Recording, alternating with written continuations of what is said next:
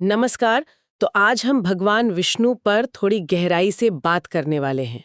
समझने की कोशिश करेंगे कि हिंदू धर्म में उन्हें इतनी अहम जगह क्यों मिली हुई है। हमारे पास एक YouTube वीडियो का ट्रांसक्रिप्ट है जिसमें विष्णु जी के कई पहलू हैं। अवतार, उनके प्रतीक, उनसे जुड़ी कहानियां, काफी कुछ है। तो आज हमारा मकसद है इस सारी जानकारी को ठीक से समझना कि विष्णु की भूमिका असल में है क्या, उनके जो प्रतीक हैं उनका क्या मतलब है, और हाँ, उनके अवतारों से क्या सीख मिलती है, जैसा कि स्रोत में बताया गया है। तो चलिए शुरू करते हैं ये गहरी पड़ताल। बिल्कुल। और स्रोत की शुरुआत ही काफी दिलचस्प है। भगवान शब्द के अर्थ से इसमें बताया गया है कि ये 5 तत्वों से बना है। भ से भूमि, ग से गगन, व से वायु, आ से अग्नि और न से नीर। मतलब जो इन 5 तत्वों पर नियंत्रण रख सके वही भगवान।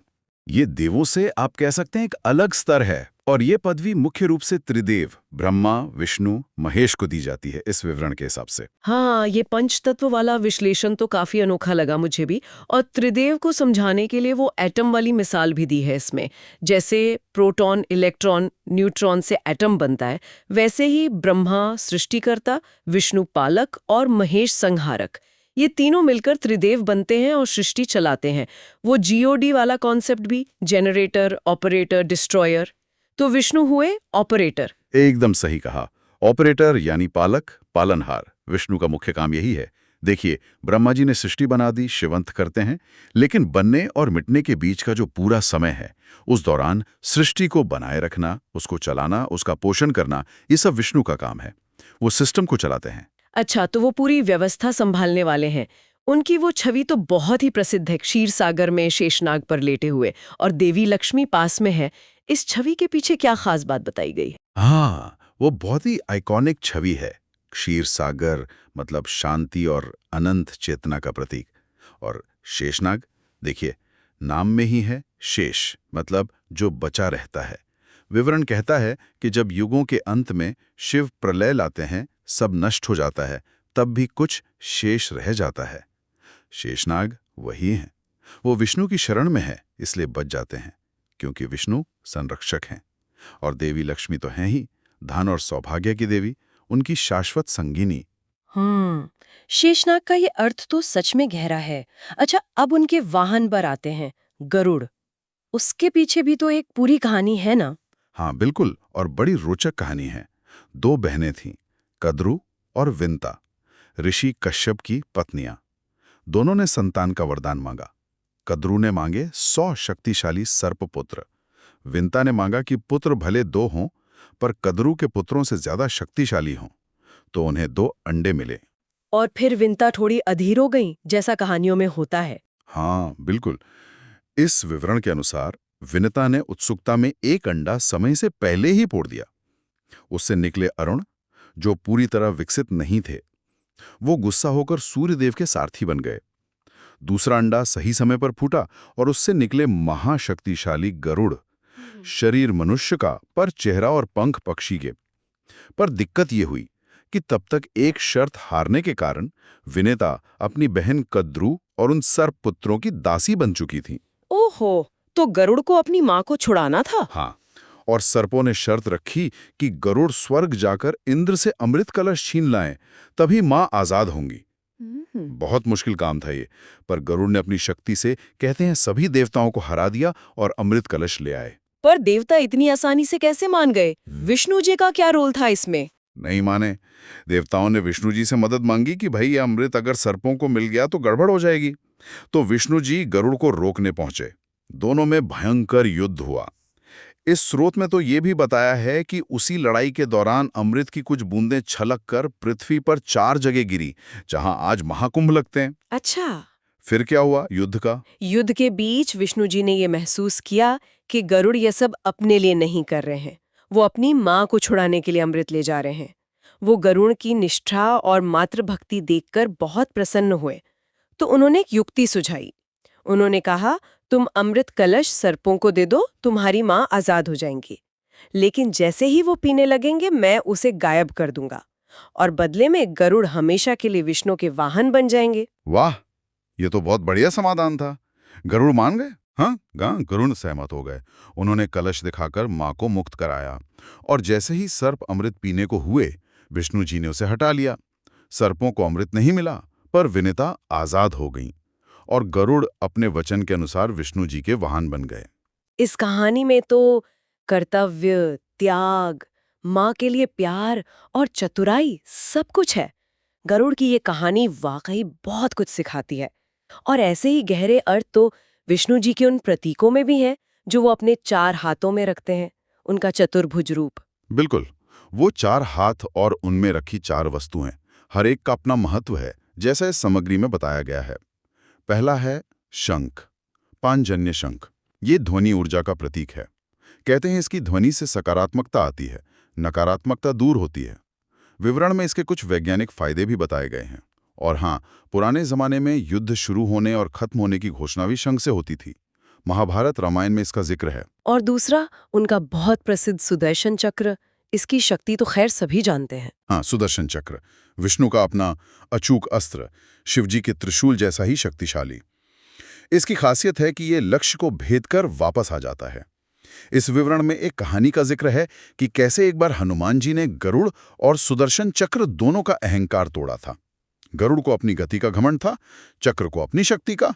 हनुमान जी ने खेल खेल में चक्र को अपने मुंह में रख लिया था। अच्छा, हनुमान जी की लीलाएं भी गजब है। तीसरा प्रतीक है गदा, कौमुद की गदा। गदा जो है वो शारीरिक और मानसिक बल का प्रतीक है। इसका संबंध द्वापर युग में बलराम जी से भी जोड़ा गया है, जो कृष्ण के भाई थे और शेषनाग के अवतार माने जाते हैं। बलराम उस युग के सबसे बड़े गदाधारी थे। भीम और दुर्योधन के गुरु भी थे गदा युद्ध में। और हनुमान जी भी तो गदा धारण करते हैं, शक्ति का प्रतीक है ये। और चौथी चीज है कमल का फूल। हाँ, कमल, जो कीचड़ में खिलता है पर फिर भी पवित्र और सुंदर रहता है। ये इस बात का प्रतीक है कि हालात चाहे जैसे भी हों, इंसान अपने अंदर की पवित्रता, अपनी दिव्यता बनाए रख सकता है। देखिए ना, ब्रह्मा जी खुद विष्णु की नाभि से निकले कमल पर बैठे दिखाए जाते हैं। कमल हमें सिखाता है कि बाहरी गंदगी के बीच भी अपनी आत्मा को साफ रखा जा सकता है। तो ये चारों प्रतीक, शंख की पवित्र ध्वनि, चक्र की अचूक शक्ति, गदा का बल और कमल की निर्मलता, ये सब मिलकर विष्णु के पालक और संरक्षक रूप को पूरा करते हैं। अब उनके सबसे ज्यादा चर्चित पहलू पर आते हैं, दशावतार, 10 अवतार। इस सामग्री में बताया गया है कि ये अवतार अलग-अलग युगों में हुए हैं। हाँ, और इसमें एक दिलचस्प बात ये बताई गई है कि शायद युगों के नाम ही उनमें हुए अवतारों की संख्या पर पड़े हों। सतयुग में 4 अवतार हुए, त्रेता में 3, त्रेता मतलब 3, द्वापर में 2, द्वापर मतलब 2, और कलयुग में 1 अवतार होना है, कल की। तो कुल हो गए 10 अवतार, और हर अवतार का एक खास मकसद और संदेश है। हाँ, तो पहला अवतार मत्स्य यानी मछली, सतयुग में। जी, मत्स्य अवतार। ये संकेत देता है कि जीवन पानी में शुरू हुआ, जो आज विज्ञान भी कहता है। इस अवतार ने प्रलय के समय मनु को नाव बनाने को कहा और उसमें वेदों, सप्तर्षियों और सभी जीवों के जोड़ों को रखकर ज्ञान और सृष्टि को बचाया। ये संरक्षण का प्रतीक है। दूसरा कूर्म अवतार, कछुआ। हाँ, कूर्म अवतार। समुद्र मंथन के समय जब मंदराचल पर्वत डूबने लगा तो विष्णु जी कछुआ बनकर अपनी पीठ पर उसे संभाल लिया। ये स्थिरता का प्रतीक है। किसी भी बड़े काम या मंथन के लिए एक मजबूत आधार चाहिए होता है, ये सीख है। इसी मंथन से तो अमृत निकला था। तीसरा वराह अवतार, सुअर। जी, वराह अवतार। राक्षस हिरण्याक्ष पृथ्वी को चुराकर पाताल में ले गया था। तब विष्णु जी ने वराह का रूप लेकर हिरण्याक्ष को मारा और पृथ्वी को अपने दांतों पर उठाकर वापस लाए। ये बुराई पर अच्छाई का प्रतीक है। इसे ऐसे भी देखते हैं कि जीवन जल से जमीन पर आया। और चौथा नरसिंह अवतार, आधा शेर आधा इंसान। हाँ, नरसिंह अवतार। ये सतयुग का आखिरी अवतार था। भक्त प्रहलाद को उसके पिता हिरण्यकशिपु से बचाने के लिए ये रूप लिया। हिरण्यकशिपु को बड़ा जटिल वरदान मिला था, न इंसान मारे, न जानवर, न दिन में, न रात में, न घर में, न बाहर, न जमीन पर, न आसमान में, न अस्त्र से, न शस्त्र से। तो विष्णु नरसिंह रूप में आए, जो न पूरे इंसान थे न पूरे जानवर। शाम के समय मारा, जो न दिन था न रात। दरवाजे की देहरी पर मारा, जो न घर के अंदर थी न बाहर। अपनी गोद में रखकर मारा, जो न जमीन थी न आसमान। और अपने नाखूनों से मारा, जो न अस्त्र थे न शस्त्र। ये दिखाता है कि धर्म की रक्षा के लिए कभी कभी उग्र होना पड़ता है, और हर वरदान की काट होती है। सतयुग के ये 4 अवतार तो वाकई सृष्टि की शुरुआत और व्यवस्था बनाने से जुड़े लगते हैं। अच्छा, अब त्रेता युग के 3 अवतार। हाँ, त्रेता युग। पहला अवतार वामन, बौने ब्राह्मण का। राजा बलि बहुत दानी था, पर उसे अपनी दानवीरता का घमंड हो गया था। विष्णु वामन रूप में आए और 3 पग जमीन मांगी। बलि ने हाँ कर दी। वामन ने विशाल रूप धरा और 2 पग में पृथ्वी स्वर्ग नाप लिए। तीसरे पग के लिए बलि ने अपना सिर आगे कर दिया। विष्णु प्रसन्न हुए और उसे पाताल लोक का राजा बना दिया और चिरंजीवी भी। संदेश ये है कि अहंकार का नाश होता है, विनम्रता जीतती है और कूटनीति से भी काम बनता है। त्रेता के दूसरे अवतार परशुराम। जी, परशुराम। वो ऋषि थे पर योद्धा स्वभाव के। ब्राह्मण होकर भी उन्होंने अत्याचारी क्षत्रियों का संहार किया। ये सिखाता है कि न्याय और आत्मरक्षा के लिए जरूरत पड़े तो शांत व्यक्ति को भी शस्त्र उठाना पड़ सकता है। सीता स्वयंवर में भी इनका जिक्र आता है, जब राम ने शिव धनुष तोड़ा था, जो परशुराम ने ही जनक को दिया था। और त्रेता के तीसरे और सबसे प्रसिद्ध अवतार भगवान राम। हाँ, श्री राम, मर्यादा पुरुषोत्तम। उनका पूरा जीवन ही एक आदर्श है। कर्तव्य, वचन निभाना, धर्म की स्थापना और रावण जैसे अधर्मियों का नाश। राम राज्य की बात तो आज भी होती है।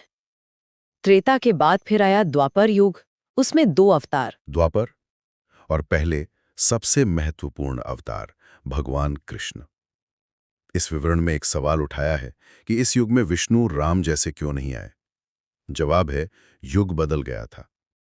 राम के समय की चुनौतियां और दुश्मन अलग थे, कृष्ण के समय के अलग। कृष्ण के दुश्मन ज्यादा छली, कपटी थे, तो कृष्ण ने धर्म बचाने के लिए वक्त और हालात के हिसाब से सारी नीतियां अपनाईं। साम, दाम, दंड, भेद। उन्होंने अर्जुन को गीता का उपदेश दिया। कृष्ण का अवतार सिखाता है कि कैसे बदलते समय के साथ ढलना है और धर्म की रक्षा करनी है, प्रैक्टिकल धर्म। और द्वापर के दूसरे अवतार बुद्ध माने गए इसमें। हाँ, इस शोध के अनुसार बुद्ध को भी विष्णु का अवतार माना गया है। उनका रास्ता शांति, अहिंसा और आत्मज्ञान का था।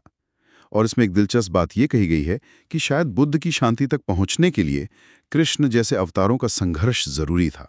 मतलब शांति लाने के लिए भी कभी युद्ध करना पड़ता है और युद्ध के बाद ही शांति का रास्ता खुलता है। ये थोड़ा विरोधाभासी लगता है, पर शायद यही संतुलन है। और अब आखिरी युग, कलियुग और उसका अवतार। हाँ, 10वें और आखिरी अवतार हैं कल्कि। कहा गया है कि वो कलयुग के अंत में आएंगे, जब अधर्म बहुत बढ़ जाएगा। सफेद घोड़े पर सवार होकर आएंगे, दुष्टों को मारेंगे और फिर से धर्म की स्थापना करेंगे। तो स्रोत के अनुसार बुद्ध और कल्कि मिलकर संदेश देते हैं कि इंसान को शांति, बुद्ध और जरूरत पड़ने पर धर्मयुद्ध, कल्कि, दोनों के लिए तैयार रहना चाहिए। जीवन के विकास से लेकर सामाजिक और नैतिक चुनौतियों तक हर दौर का समाधान। कमाल है। अच्छा, इस विवरण में एक और छोटी सी कहानी थी लक्ष्मी और सरस्वती के वरदानों वाली। वो क्या थी? हाँ, वो धन और ज्ञान के महत्व पर एक बहुत सुंदर कहानी है। कहती हैं कि एक बार लक्ष्मी जी ने विष्णु जी से वरदान मांगा कि वो पृथ्वी पर जिसे चाहें, जब चाहें, जितना चाहें धन दे सकें। विष्णु जी मान गए, पर एक शर्त रखी कि वो जब चाहें वो दिया हुआ धन वापस ले सकते हैं। अच्छा, मतलब धन स्थायी नहीं है। हाँ। फिर सरस्वती जी ने क्या मांगा? देवी सरस्वती ने और भी बढ़िया वरदान मांगा। उन्होंने कहा कि वो जिसे चाहें, जब चाहें विद्या या ज्ञान दे सकें। विष्णु जी इस पर ही मान गए, पर इस बार कोई शर्त नहीं रखी। उन्होंने कहा कि सरस्वती जो ज्ञान देंगी उसे स्वयं विष्णु भी वापस नहीं ले सकते। अरे वाह! तो सीख सीधी है, जैसा इस सामग्री से पता चलता है, धन यानी लक्ष्मी वो तो आता जाता रहता है, चंचल है, पर ज्ञान यानी सरस्वती वो एक बार आ गया तो हमेशा साथ रहता है, स्थायी है, उसे कोई छीन नहीं सकता। ये ज्ञान और सीखने के महत्व पर जोर देता है। क्या बात है। तो आज हमने इस पूरी चर्चा में समझा कि विष्णु क्यों पालन करता है, उनके वाहन गरुड़ की कहानी कैसे कर्तव्य और सही वक्त पर सही युक्ति का पाठ पढ़ाती है, उनके 4 प्रतीक शंख, चक्र, गदा, कमल जीवन के अलग अलग जरूरी पहलुओं को कैसे दर्शाते हैं, सकारात्मकता, सुरक्षा, शक्ति, पवित्रता। हमने ये भी देखा कि उनके 10 अवतार कैसे बदलते समय के साथ धर्म की रक्षा के लिए अनुकूलन, एडेप्टेशन का प्रतीक है। और हाँ, आखिर में ये कि ज्ञान का मूल्य धन से कहीं ज्यादा स्थायी है। बिल्कुल सही कहा। और अंत में एक विचार छोड़ जाते हैं सबके लिए। ये स्रोत विष्णु की भूमिका को बहुत बड़े पैमाने पर देखता है, संरक्षण, संतुलन और युगों के साथ अनुकूलन। ये सोचने पर मजबूर करता है कि संतुलन, कर्तव्य, अनुकूलन और ये जो व्यवस्था और अव्यवस्था के बीच का संघर्ष है, ये पुराने विचार आज की हमारी जटिल दुनिया, हमारी निजी और सामूहिक चुनौतियों से कैसे जुड़ते हैं। नई सच्चाइयों के साथ तालमेल बिठाते हुए जो चीजें कीमती हैं, उन्हें संरक्षित करने का ये विचार आज हमारी जिंदगी में या हमारे काम के क्षेत्रों में कैसे लागू हो सकता है? ये गहरा सवाल है जिस पर सोचा जा सकता है।